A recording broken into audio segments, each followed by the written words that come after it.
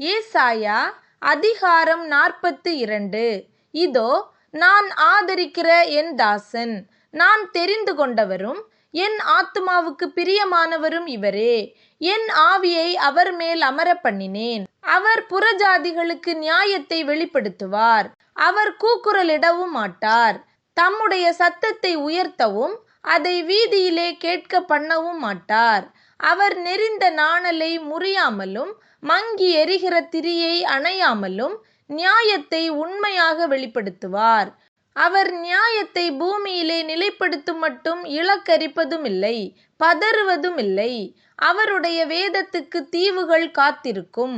வானங்களை சிருஷ்டித்து அவைகளை விரித்து பூமியையும் அதிலே உற்பத்தியாகிறவைகளையும் பரப்பினவரும் அதில் இருக்கிற ஜனத்துக்கு சுவாசத்தையும் அதில் நடமாடுகிறவர்களுக்கு ஆவியையும் கொடுக்கிறவருமான கர்த்தராகிய தேவன் சொல்லுகிறதாவது: நீர் குருடருடைய கண்களை திறக்கவும் கட்டுண்டவர்களை காவலில் இருந்தும் இருளில் இருக்கிறவர்களை சிறைச்சாலையில் இருந்தும் விடுவிக்கவும் கர்த்தராகிய நான் நீதியின்படி உம்மை அழைத்து உம்முடைய கையை பிடித்து உம்மை தற்காத்து உம்மை ஜனத்திற்கு உடன்படிக்கையாகவும் ஜாதிகளுக்கு ஒளியாகவும் வைக்கிறேன்.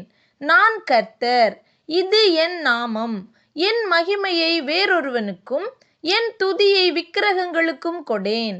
பூர்வ காலத்தில் தெரிவிக்கப்பட்டவைகள் இதோ நிறைவேறலாயின. புதியவைகளையும் நானே அறிவிக்கிறேன். அவைகள் தோன்றாததற்கு முன்னே அவைகளை உங்களுக்கு சொல்லுகிறேன்.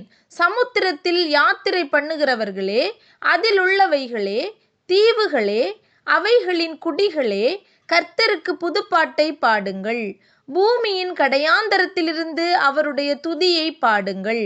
வனாந்தரமும் அதின் ஊர்களும் கேதாரியர் குடியிருக்கிற கிராமங்களும் உரத்த சத்தமிட கடவது. கன்மலைகளிலே குடியிருக்கிறவர்கள் கெம்பீரித்து பர்வதங்களின் கொடுமுடியிலிருந்து ஆர்ப்பரிப்பார்களாக.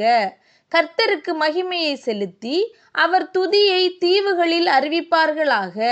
கர்த்தர் பராக்கிரமசாலியைப் போல் புறப்பட்டு யுத்த வீரனைப் போல் வைராக்கியம் மூண்டு முழங்கி கர்ச்சித்து தம்முடைய சத்துருக்களை மேற்கொள்ளுவார். நான் வெகு காலம் மௌனமாயிருந்தேன், சும்மா இருந்து எனக்குள்ளே அடக்கி கொண்டிருந்தேன். இப்பொழுது பிள்ளை பெறுகிறவளைப் போல சத்தமிட்டு அவர்களை பாழாக்கி விழுங்குவேன். நான் மலைகளையும் குன்றுகளையும் பாழாக்கி அவைகளிலுள்ள பூண்டுகளையெல்லாம் வாட பண்ணி ஆறுகளை திட்டுகளாக்கி ஏரிகளை வற்றி போக பண்ணுவேன். குருடரை அவர்கள் அறியாத வழியிலே நடத்தி அவர்களுக்கு தெரியாத பாதைகளில் அவர்களை அழைத்து கொண்டு வந்து அவர்களுக்கு முன்பாக இருளை வெளிச்சமும் கோணலை செவ்வையுமாக்குவேன். இந்த காரியங்களை நான் அவர்களுக்கு செய்து அவர்களை கைவிடாதிருப்பேன். சித்திர வேலையான விக்கிரகங்களை நம்பி வார்ப்பிக்கப்பட்ட சுரூபங்களை நோக்கி நீங்கள் எங்கள் தேவர்கள் என்று சொல்லுகிறவர்கள் பின்னிடைந்து மிகவும் வெட்கப்படுவார்கள். செவிடரே கேளுங்கள், குருடரே நீங்கள் காணும்படி நோக்கி பாருங்கள். என் தாசனை அல்லாமல் குருடன் யார்? நான் அனுப்பிய தூதனை அல்லாமல் செவிடர் யார்? உத்தமனை அல்லாமல் குருடன் யார்? கர்த்தருடைய ஊழியக்காரனை அல்லாமல் அந்தகன் யார்? நீ அநேக காரியங்களை கண்டும் கவனியாதிருக்கிறாய். அவனுக்கு செவிகளை திறந்தாலும் கேளாதே போகிறான். கர்த்தர் தமது நீதியின் நிமித்தம் அவன் மேல் பிரியம் வைத்திருந்தார். அவர் வேதத்தை முக்கியப்படுத்தி அதை மகிமை உள்ளதாக்குவார். இந்த ஜனமோ கொள்ளையிடப்பட்டும் சூறையாடப்பட்டும் இருக்கிறார்கள். அவர்கள் அனைவரும் கெபிகளிலே அகப்பட்டு காவல் அறைகளிலே அடைக்கப்பட்டிருக்கிறார்கள். தப்புவிப்பார் இல்லாமல் கொள்ளையாகி விட்டுவிடு என்பார் இல்லாமல் சூறையாவார்கள். உங்களில் இதற்கு செவி கொடுத்து பின்வருகிறதை கவனித்து கேட்கிறவன் யார்? யாக்கோபை சூறையிட்டு இஸ்ரவேலை கொள்ளைக்காரருக்கு ஒப்பு கொடுக்கிறவர் யார்? அவர்கள் பாவஞ்செய்து விரோதித்த கர்த்தர் அல்லவோ? அவருடைய வழிகளில் நடக்க மனதாயிராமலும் அவருடைய வேதத்துக்கு செவி கொடாமலும் போனார்களே.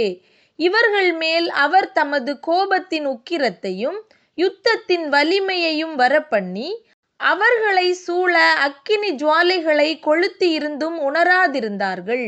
அது அவர்களை தகித்தும் அதை மனதிலே வைக்காதே போனார்கள்.